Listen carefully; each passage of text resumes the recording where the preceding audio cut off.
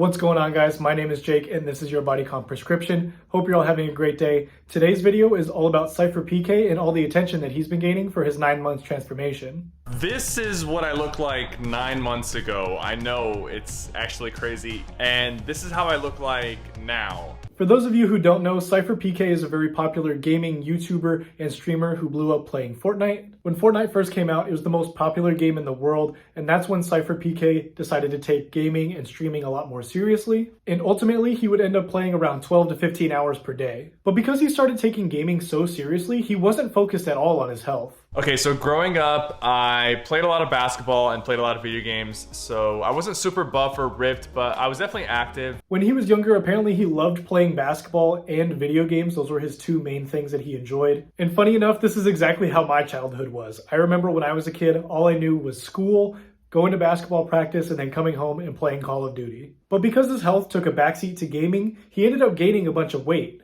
But my health really came second. It actually came last, to be honest with you. I ended up putting on a lot of weight. I felt unathletic. Even when I went to go play basketball with my brothers, at 6'4", I couldn't dunk anymore, and I've been able to dunk since I was 14. So SypherPK is 6'4", and apparently when he was younger, he was able to dunk, but because of all this newfound weight that he had just gained, he wasn't able to dunk anymore. In November of 2020, after like 3 years of Fortnite and streaming, I weighed myself, and I weighed 265 pounds. That was the heaviest I've ever weighed. He had weighed in at 265 pounds, and that's when he decided in November of 2020 that he wanted to start taking his health and fitness a lot more seriously. When he first started out in the gym, he didn't jump right in and go to the gym every single day and cut his calories. He started off by going on walks a couple of times a week for only 20 to 30 minutes at a time. And I think this is one of the most underrated parts of his success story. A lot of times when people want to lose weight, it's because they had some sort of wake-up call in their head. For some people, it's because they don't fit in their jeans anymore. For other people, it's because they want to go on a vacation. And other people, it might actually be a health scare. But the biggest mistake that people make when diving into health and fitness head first, as opposed to easing their way into it, even though your motivation might be high and you want to see progress as soon as possible, if you go from not exercising and eating whenever you want to total fitness freak, you're setting yourself up for failure. Sypher even said that he's dieted and worked out in the past, but he would always burn out because he would cut his calories too low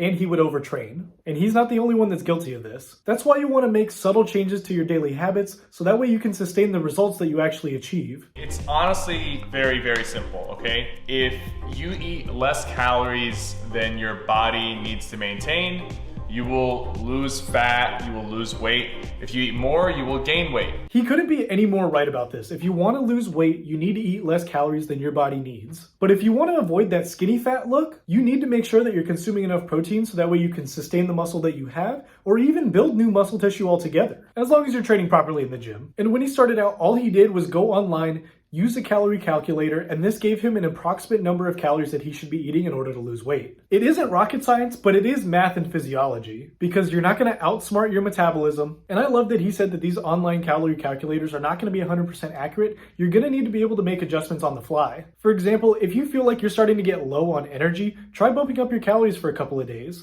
and see if that makes you feel any better. He chose to go with a more aggressive fat loss approach, which is completely fine. I personally don't like recommending that because you end up sacrificing your energy. Calories equal energy, and if you have less calories, that means you'll have less energy. But if you're okay with that, you're more than welcome to go with a more aggressive approach to your calorie deficit. So basically, I try to get some protein with every meal, and these pancakes are filled with protein. The way you gotta go about it is you gotta actually like the food you're eating. If you hate the food you're eating, you're gonna end up failing and not really sticking to whatever diet you end up picking. Plain and simple, if you do not like the food that you're eating, you will not stick to your diet. If you don't like eating chicken, broccoli, and rice, then don't. Eat fish, potatoes, and asparagus if that's what you like. The only way to stick to your diet is if you eat things that you enjoy. And one thing that really helped him was that he was realistic and he understood that he's a big snacker. When you're honest with yourself about your diet, you can make more realistic and sustainable changes. He didn't want to give up chips, so he found something healthier to substitute that. Lower calorie alternatives like protein chips, popcorn, and rice cakes. Another change that he made that a lot of people tend to do when they start off with health and fitness is start drinking more water. He said that he used to only drink about 2 glasses of water a day, which basically means that he was dehydrated.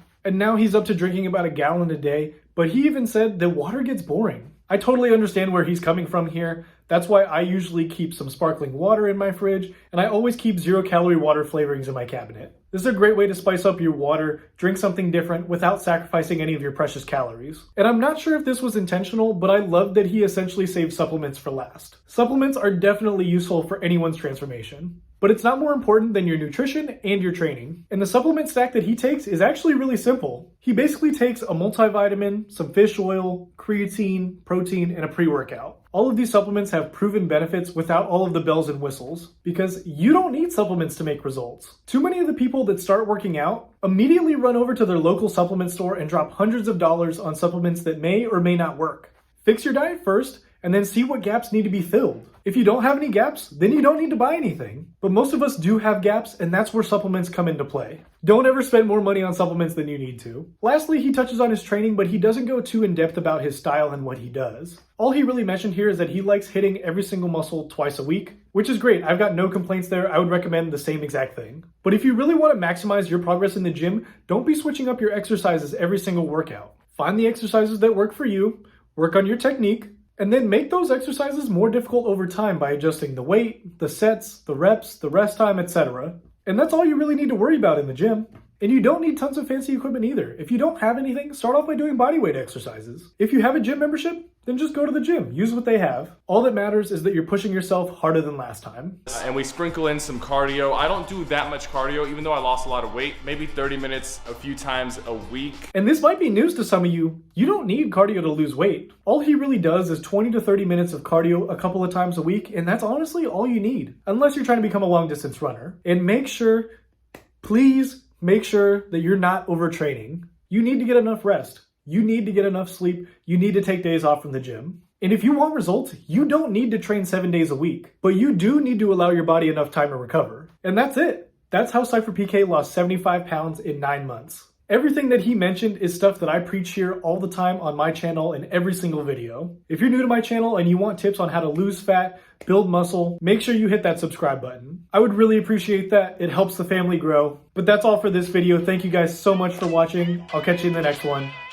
Peace.